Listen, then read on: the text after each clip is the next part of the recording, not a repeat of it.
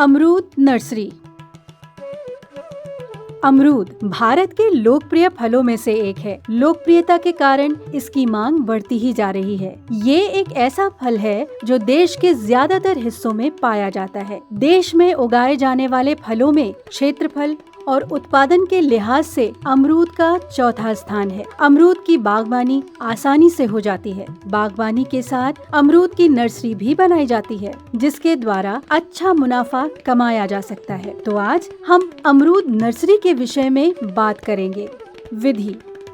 कुछ समय पहले ज्यादातर पौधे बीजों के द्वारा तैयार किए जाते थे, लेकिन माना जाता है कि इससे पेड़ों में भिन्नता आ जाती है। इसलिए अब ग्राफ्टिंग विधि को ज्यादा अपनाया जा रहा है। नर्सरी में दो अलग किस्म के पौधों को जोड़कर एक नई किस्म का पौधा बनाया जाता है। ग्राफ्टिंग एक बागवानी तकनीक है। इसके लिए एक पौधे की डाल को हल्का काटकर उसमें दूसरे पौधे की डाल को सेट कर दिया जाता है।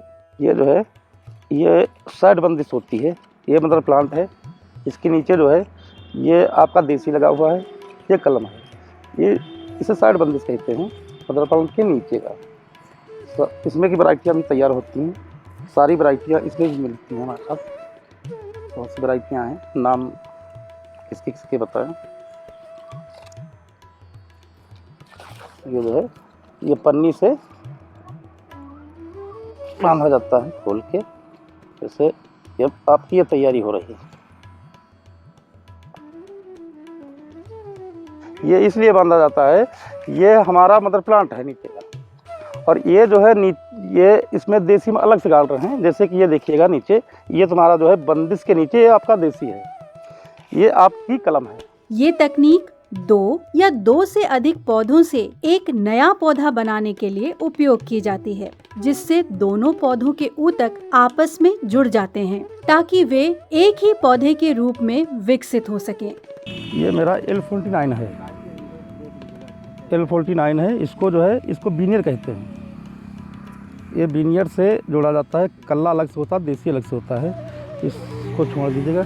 इधर जो है ये मेरा जो है ललित है। ये ललित है।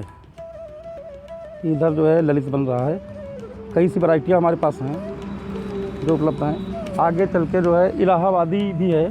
संयुक्त पौधे यानी कंबाइंड प्लांट के ऊपरी भाग को कलम या साइन कहा जाता है और अन्य पौधे को जड़ प्रणाली यानी रूट स्टॉक कहा जाता है। इनके जुड़ने के लिए आवश्यक है कि संवहनी ऊतक एक साथ बढ़ें और इस प्रक्रिया को इनोस्क्यूलेशन कहा जाता है।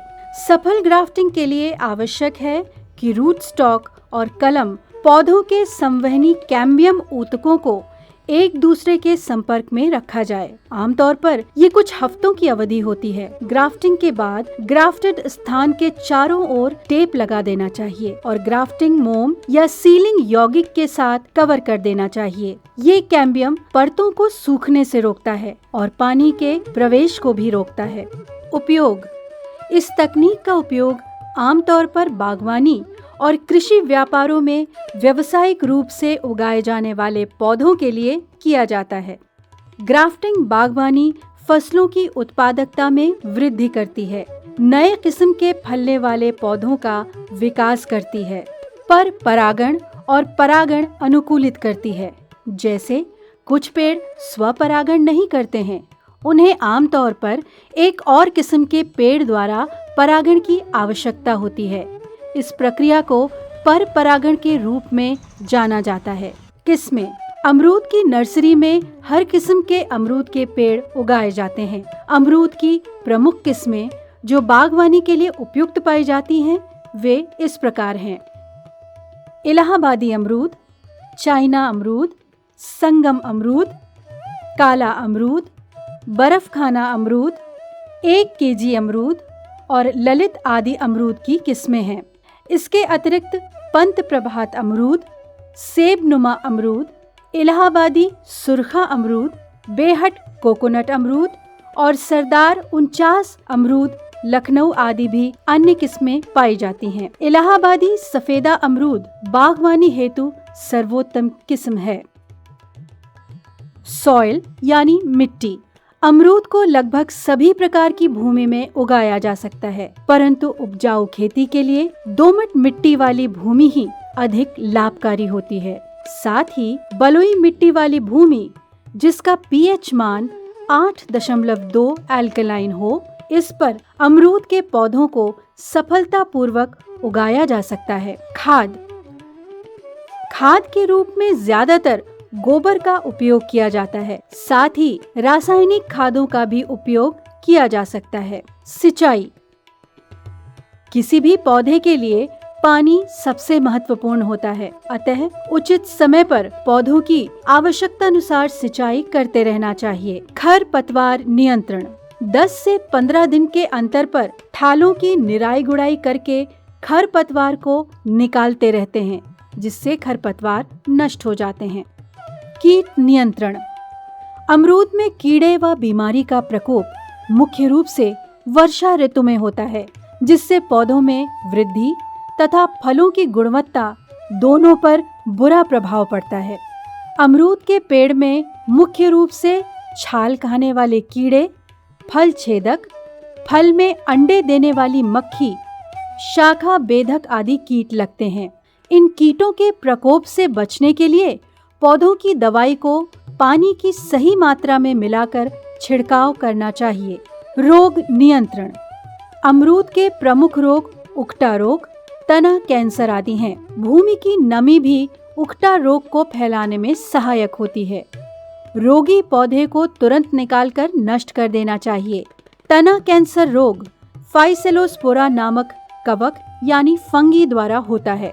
इसकी रोकथाम के लिए रोग ग्रसित डालियों को काटकर जला देना चाहिए तथा कटे भाग पर ग्रीस लगाकर बंद कर देना चाहिए।